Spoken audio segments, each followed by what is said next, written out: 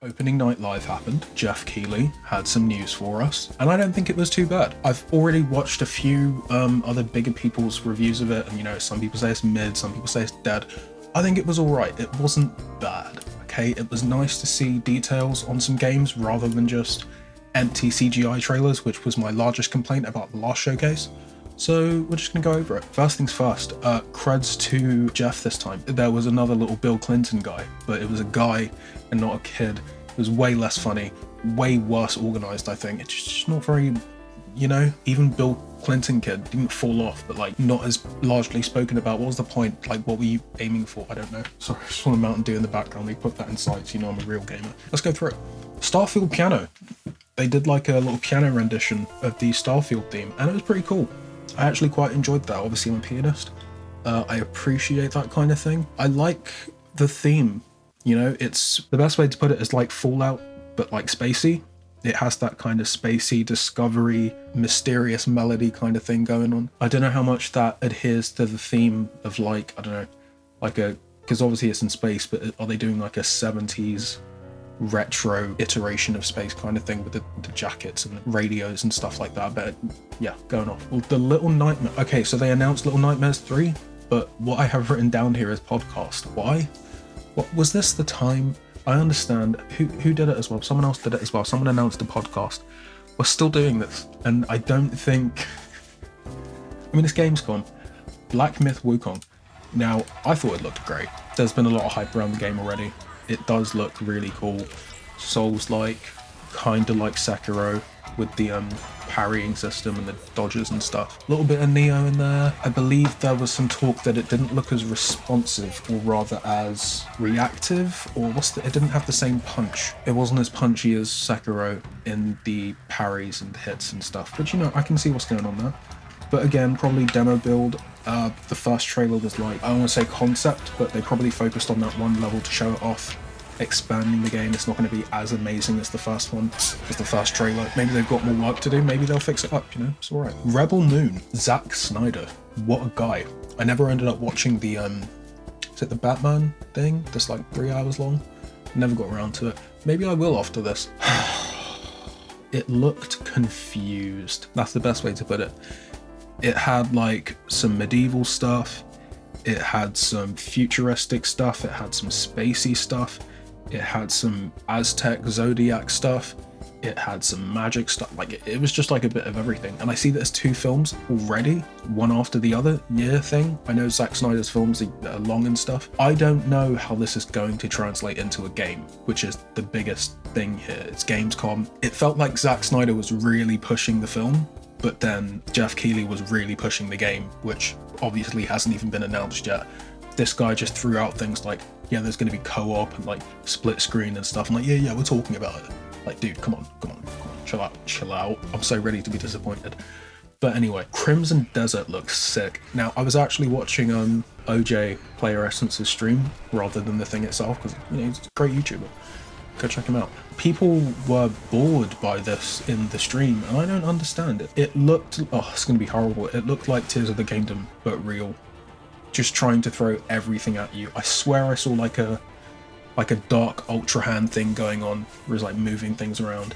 There was a skydive thing. I'm pretty sure I saw like a dark world thing as well, but yeah, it was a lot more realistic. Nowhere near as cartoony as Tears of the Kingdom. I don't know. The South Korean studio, so that should be cool to see. Payday 3, Ice-T, what the hell? Sure, okay. I mean, I played a bit of Payday 2. I never really got into it, but I always liked the idea of it. The gameplay looked really cool for Payday 3. It just looks like a more refined version, which is, you know, just what we want. It's what we want. Text Adventure Woman is what I have written down, because I think her name was it Jasmine? Jasmine Goo? I'm gonna, hold on. Jasmine Goo, or is it New? I just imagined one of the, either the G or the N is silent, but either way, yeah. She came on and she talked about some of the competitions they're doing on the website during Gamescom, and they said they had a text adventure thing that had rewards, and this just really caught my ear, because anytime I hear text adventure, obviously I'm a child, so I think about Saints Row the Third, in that one section where you had to do a text adventure against the Deckers, and it was the best thing ever. Yeah, I looked at it, and I didn't get into it because I was watching the thing, but it didn't look amazing. The reward was avatars on Gamescom's website, which is a bit weird. I don't know. Are you subscribed to Gamescom? Let me know. Do you have a Gamescom account? But anyway, this is the big one, but kind of the small one because everyone's already hating on it. Modern Warfare 3. Is it just me, or does Modern Warfare 3, or rather the this open combat campaign thing they've got going on here, just sound like Far Cry?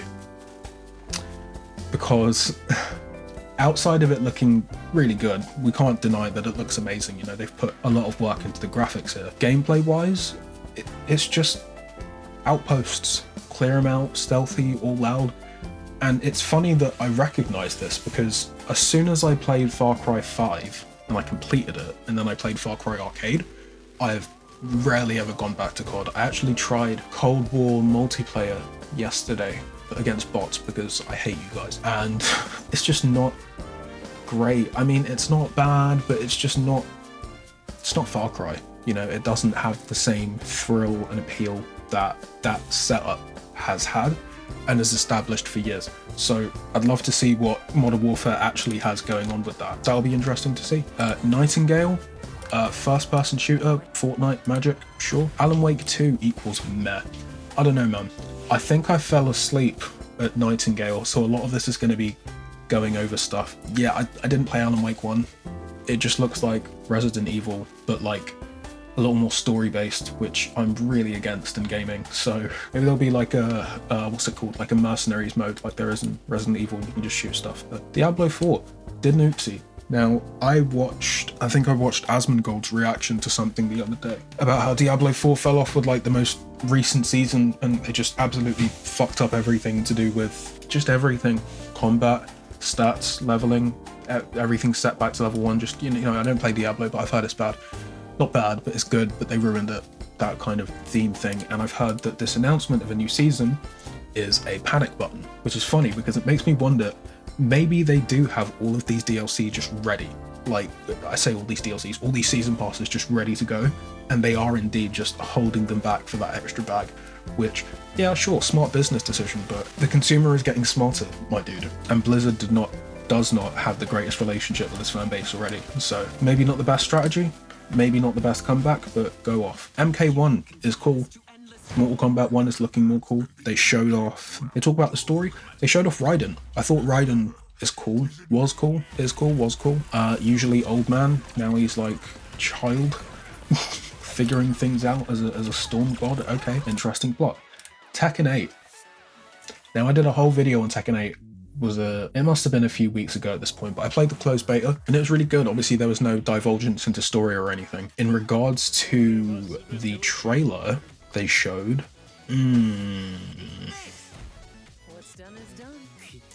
yeah,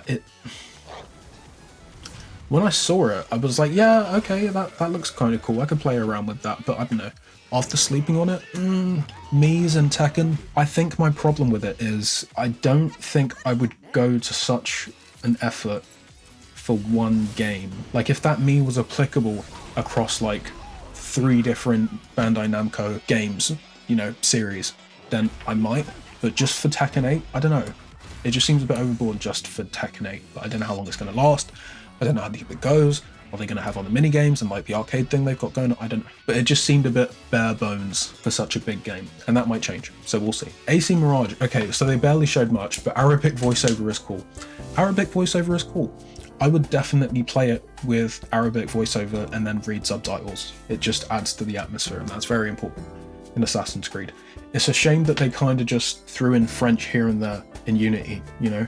I wish there was like a whole French thing and then you could read subtitles for that, because what? Arno sounds like half British, half American. All of the guards and stuff are like American. I don't know, it's just really weird. Cyberpunk update. Did I wait for this? Is this what I was waiting for? I still haven't bought it. I do want to play it. I really do. It looks cool. It's, you know, everything you want in that kind of cyberpunky world, but the bugs threw me off. It's still 40 quid. I still haven't played Witcher 3, and I don't think I'm gonna at this point, but you know, Cyberpunk could be it. All of this, see, I'm literally doing this off the top of my head. This 2.0 update is essentially an overhaul of everything. Items, skills, stats, weapons, police, which is what I was thinking of. There's like a battle wanted system apparently, that, you know, reasons to play. Fair enough. Give me a third person mode and I'm all in. That's not gonna happen. Sonic Superstars and Frontiers. Now, I did not see these live. I think I was asleep at this point, but I did watch them back this morning. Superstars is cool. I actually can't wait to play this. I play 2D Sonic more than I'd like to admit. I'm still having fun with Sonic Advance to this day. It's just really nice to pick up and just, fuck about with. It looks nice. The backgrounds and the stages look cool. Barely paid attention to the music, but Sonic usually nails that, so I'm not going to stress about it. Yeah, I can't wait for it to come out. Frontier stuff, haven't played it. Don't know if I'm gonna. I've still got that PS5 trial to use, but I don't think I'm going to use it. They're adding characters, cool. They're adding bosses, cool. I don't think that's enough to drag me in. I still think I'm going to wait for what's next. I don't know. It's the same kind of thing I had with Square Enix, where Final Fantasy 15 burned, Kingdom Hearts 3 burned, so 16, no matter how good it is, I'm just not here for it. I'd say Sonic fell off after Unleashed. Unleashed was my last favourite, so unless it's 2D, I don't really care. But yeah, Marvel Snap. This man is crazy. It's on Steam, but it's not on Mac. I think that's a little weird. Even if I had a gaming PC, I wouldn't play this on that. I would still want to play this on a portable laptop. Well, I'm not playing it on phone, on mobile. It's not happening. Warhaven. Now, is it just me, or did this look like the Demon Souls trailer? It might have been the Dark Souls trailer, but I think it was the Demon Souls trailer. The movement and the attacking things, and he did like a parry and then a backstab and then a knife throw. It just looked like Demon Souls, the PS5 remaster. It's not a bad thing, Was it PvP, 16v16? Or it might be 8v8 that adds to 16, I don't know. But it looked cool. That's all I have to say. Fort Solace, Troy Baker's butthole. When I walked into the foyer, and there I see Troy's butthole. This was probably the most awkward conversation of the night, outside of Todd not really wanting to be there. I actually skipped over that. Todd, why did you come? What was the point? You just seemed so, yeah man, the game's here soon. I hope you all enjoy it. Fuck off, man. Fuck off. Give it. Drop it. Oh, Todd. Right. Troy Baker's butthole. Put Troy Baker in it. It'll blow. The amount of, oh my god, to work with such an amazing... Guys, stop sucking each other off. Open the industry up. It's not working. It's not working. I don't know who's going to play this, to be honest. What was it? Was it Callisto Protocol? I feel like there was another game, or maybe it was Fort Solace that was announced alongside it in the last showcase, and I don't know, still not here for it. Apparently Callisto Protocol was mid as well, in comparison to the Dead Space remaster anyway, so I don't know. Go off, Troy, go off. Lords of the Fallen is just sick. I have nothing more to say. I think it looks great. I saw the gameplay trailer, it might have been a couple of weeks ago. It was like an extended gameplay trailer and it looked really cool. And it was really cool, and I can't wait to play it. It's a shame that they did, I want to say it's a shame, but I guess you have to start somewhere, right? The first Lords of the Fallen wasn't amazing. I wonder if I have it. I might give it a go just for the bounce, but it wasn't great. But this one definitely looks amazing as a remaster, or as like a reboot, rather. Yeah, so that's opening night live. I'm going to say, I want to say 7, but that might be a bit too kind. So I'm going to say 6.5 out of 10. Jeff, keep it up. Keep it up.